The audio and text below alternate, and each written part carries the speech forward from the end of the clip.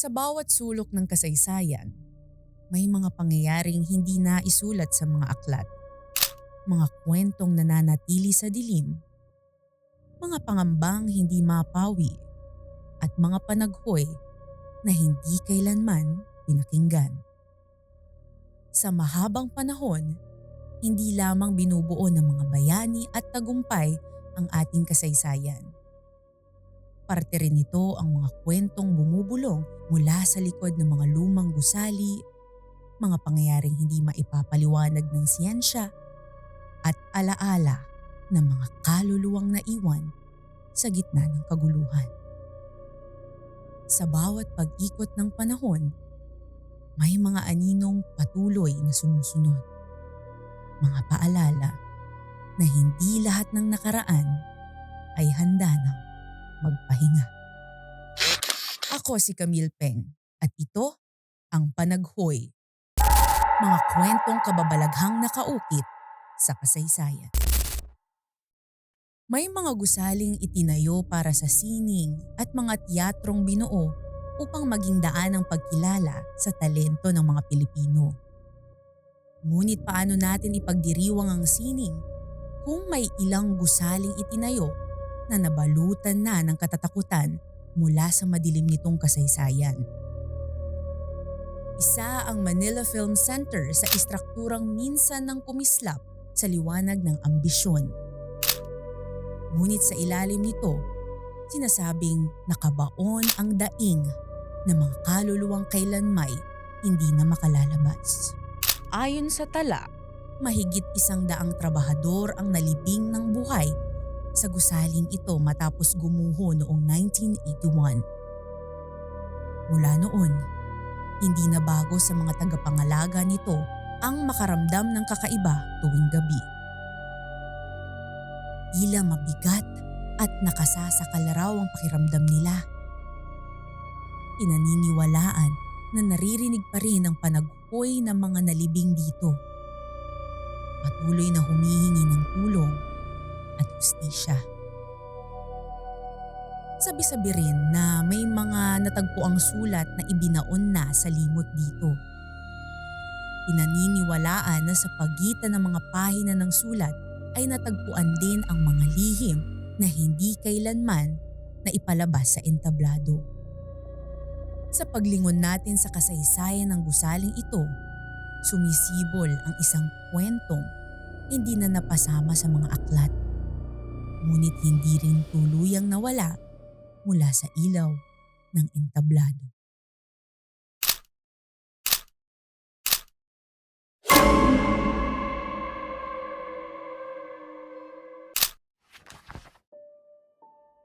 Hindi ko alam kung makakarating pa ang sulat na ito sa iyo, Tay.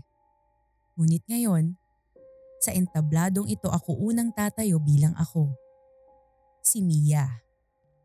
20 taon na rin mula nung inihabilin mo ko kay Aling Celia. Kapitbahay natin doon sa Laguna.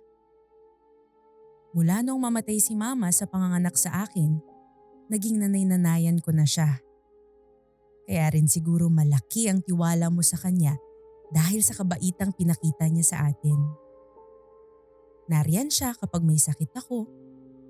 Nariyan rin siya sa unang graduation ko.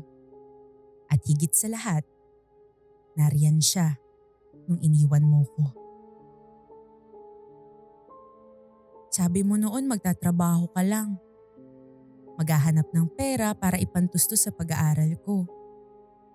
Dahil may kakilala ka sa Maynila, ang sabi mo sa akin, magtatrabaho ka bilang singer sa isang bar. Nangako ka, Tay, na babalikan mo ko. Nalilipat tayo sa Maynila. Pero nagdaan ng ilang araw, buwan at taon. Hindi ka na bumalik. Tila naglaho ka lang na parang bula. Hanggang ngayon tanong ko pa rin sa sarili ko kung nasaan ka na ba at bakit hindi ka na muling bumalik. Sinubukan kong magtanong-tanong sa mga kakilala mo pero wala ni isang nakakaalam sa kinaroroonan mo ngayon. Tanging hiling ko lang, sana kahit minsay, maalala mo pa rin ako. Alam mo tay, lumaki akong nangarap maging performer. Simula bata pa lang, gusto kong makita ko sa entablado. Hindi ba't lagi nga kitang kinakantahan at sinasayawan? Tapos, kakantahan mo naman ako. Kaya nang matanggap ako sa The Amazing Show, hindi na ako nagdalawang isip pa. Sana'y nandito ka para makita ang pagtupad ko sa dati mga pangarap lang. Alam kong matutuwa ka kung nakikita mo lamang ako. Bakit hindi? Sa'yo nga ako nagmana. Nakakatuwang isipin na dito rin pala ako dadalhin ng tadhana sa sining. Tay, paumanhin kung ngayon lang ako uli nakapagsulat. Ilang buwang preparasyon rin ang ginawa ko bago sumalang sa una kong pagtatanghal. Sa mga buwang iyon, maraming kwentong kababalaghan na naging sabi-sabi dito sa Amazing Show. May mga kaluluwa raw na nagpaparamdam sa ilang bahagi ng gusali. Naikwento ko sa'yo si Rina, di ba? Yung isa pang performer na naging kaibigan ko rito. May kwento siya sa akin na tuwing nag-iensayo sila sa gabi, may kakaibang presensya siyang nararamdaman na kasama nila. Na tila nakikibilang sa tugtog ng sayaw at minsay nanggugulo sa mga mananayaw. May mga bulong rin daw na humihingi ng tulong, lalo sa may basement ng gusali. Sabi niya, kaluluwa raw ito ng mga nabaon dito noong gumuho ito. Di ako naniniwala sa mga kwento niya. Pawang guni-guni lamang ito ng mga taong malikot ang imahinasyon. Sabi mo nga sa akin nung bata ako na ang kwentong kababalaghan ay ginawa lang upang matakot ang mga tao. Ito pa rin ang pinangahawakan ko hanggang ngayon. Pero tay,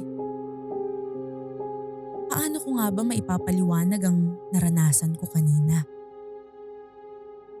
Unang gabi ko bilang performer. Habang nagtatanghal, may nararamdaman akong kakaiba. Tila may isang malamig na hangin mula sa sahig. Noong una, binaliwala ko lang. Hanggang sa naramdaman ko na naman ito. Pero ngayon, iba na. Parang may humahaplos na sa paa ko. Kasunod nun, ang isang mahinang tunog. Sigurado ako sa narinig ko. May kumakatok mula sa ilalim ng entablado. Hindi ko alam kung guni-guni ko lang ba ito. Pero isang sigurado ako. Hindi ito bahagi ng pagtatanghal ko. Sinubukan kong magpatuloy at baliwalain lang ang nangyari. Ngunit palakas ng palakas ang katok hanggang sa isa na itong dagundong. Pinilit kong magpatuloy ngunit habang sumasayaw, ramdam ko ang paggalaw ng sahig. Na tila may mga taong nais ko mawala mula sa ilalim nito. Tumakbo ako sa takot. Hindi ko na natapos ang pagtatanghal ko. At habang papalayo, narinig ko ang bulungan ng mga tao. Kasunod ng mga paunang hiyaw ng pagkadismaya. Tila hindi nila narinig ang narinig ko. Ang tanging alam nila ay sinira ko ang palabas. Dahil pakiramdam ko, may gustong humila sa akin pababa ng entablado. Tay, matapos ang kababalaghang naranasan ko, madalang na akong kunin para sa isang solo. Nakakalungkot dahil Malapit ko na sanang maisakatuparan ang mga pangarap ko. Pero dahil sa isang pagkakamali, pakiramdam ko, palpak ako. Hindi ko maiwasang magalit sa kung ano o sino ang kumakatok sa ilalim ng entablado. Kaya mula noon, sinubukan kong alamin ang kasaysayan ng lugar na ito.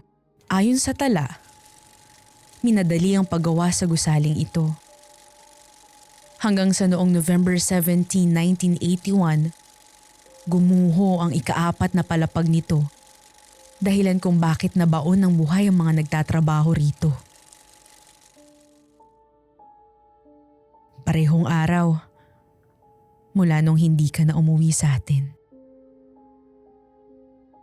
Mahigit na 100 manggagawa raw ang nabaon dito. Lahat sila puro construction worker. Hindi ko maiwasang isipin kung may koneksyon ba ito sa pagkawala mo. Lagi mong sinasabi sa akin na isa kang performer sa Maynila. Pero paano kung hindi? Paano kung isa ka pala sa mga manggagawa dito? Lalo lang napatunayan ng mga haka-haka ko noong may natagpuan akong isang envelope sa bahay natin sa Laguna. Ang laman, isang litrato ng lalaking nakasuot ng hard hat at may hawak na bakal. Noong tinitigan kong larawan ng lalaki, doon ko napagtanto na kilala ko siya. Ikaw yun, Tay. Hindi ko maiwasang isipin kung kabilang ka ba sa mga nalibing ng buhay dito. Iyon bang dahilan kung bakit hanggang ngayon binibisita mo pa rin ako? May napansin akong anino sa salamin. Isang lalaking nakasuot ng luma at maduming uniforme ng construction worker. May malalim na sugat siya sa buong katawan at tila puno ng semento ang kanyang paa. Nung lumingon ako para sana siya'y tulungan, wala na siya sa kanyang kinaroroonan. Pinilit kong ituloy ang aking pag-iensayo. Ngunit tuwing humihinto ako, palagi kong naririnig ang isang mahinang pagkanta.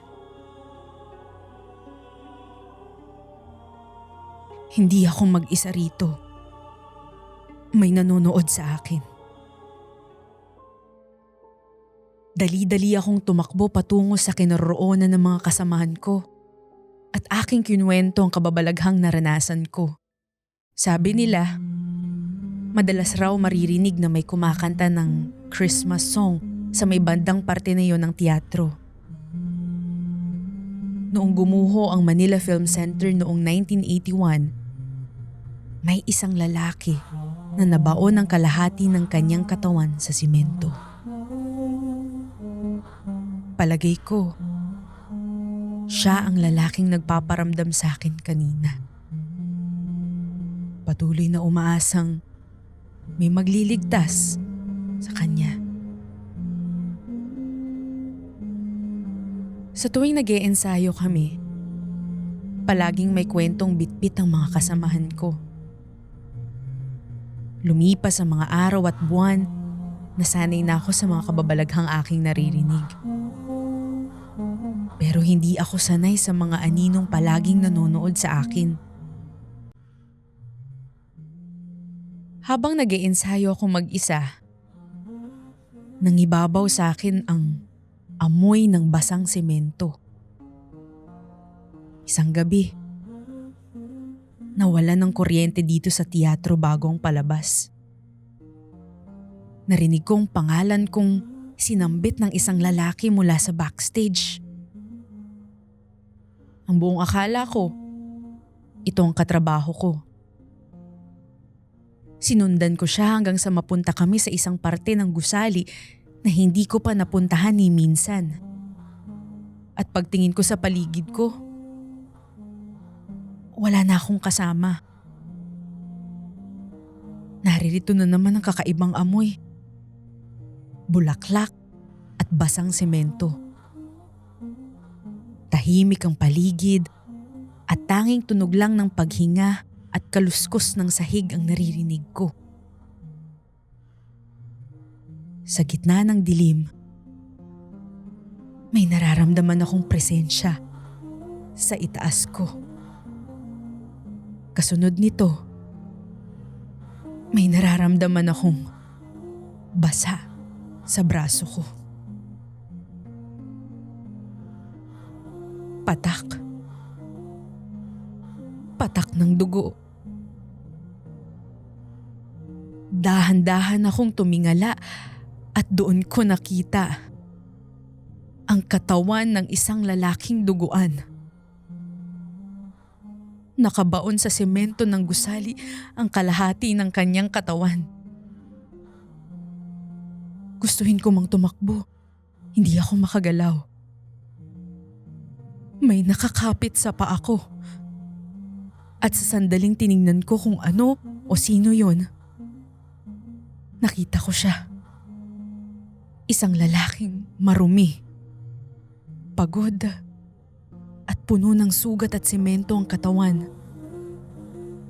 May suot siyang hard hat at nakasulat doon ang pangalang Rene. Hindi siya nagsalita pero nararamdaman kong ikaw yun. Tatay Rene.